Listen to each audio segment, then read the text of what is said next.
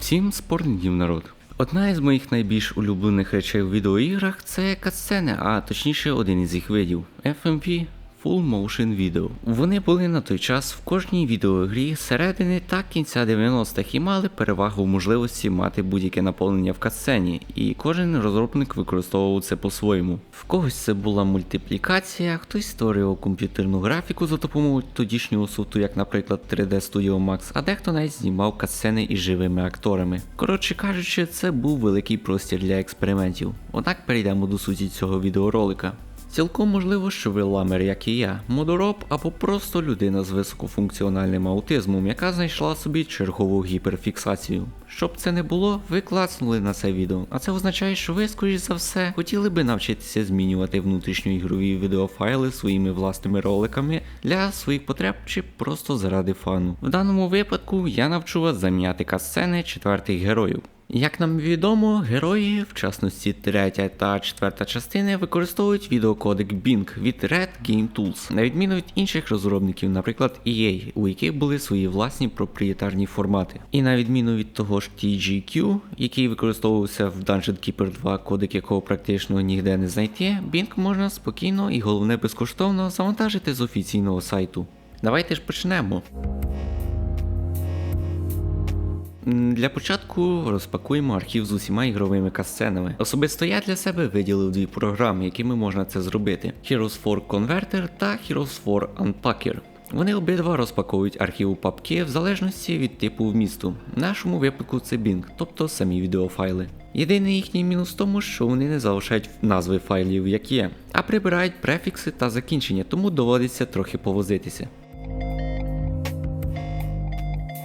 Тепер нам потрібно визначитися з тим, яку ж саме катсцену ми хочемо замінити. Їх можна поділити на вступні ролики, заставки компаній, перемоги та поразки, а також підсумки битви.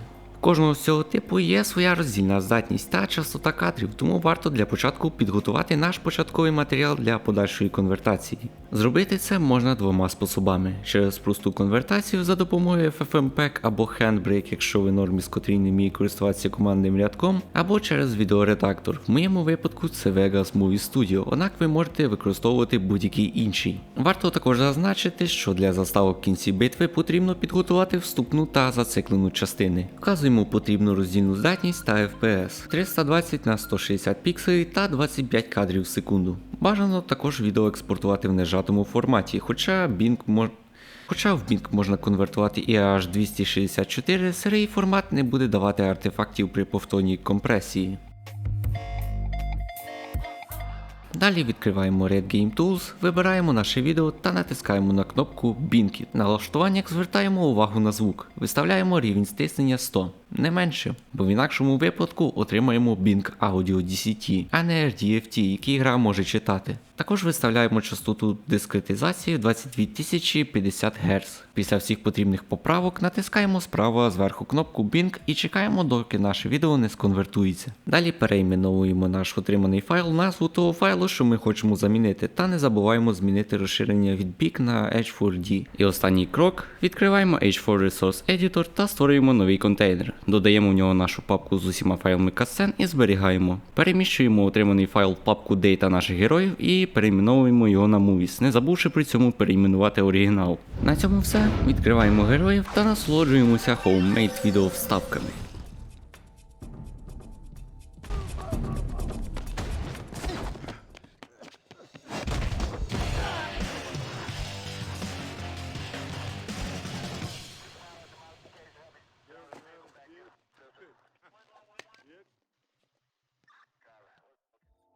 Сподіваюсь, що вам все зрозуміло. Якщо ж ні, пишіть у коментарях і я з радістю вам допоможу. А на цьому все. До зустрічі!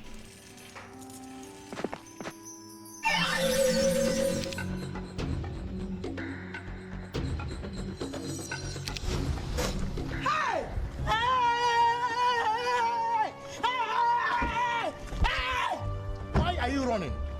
Why are you running?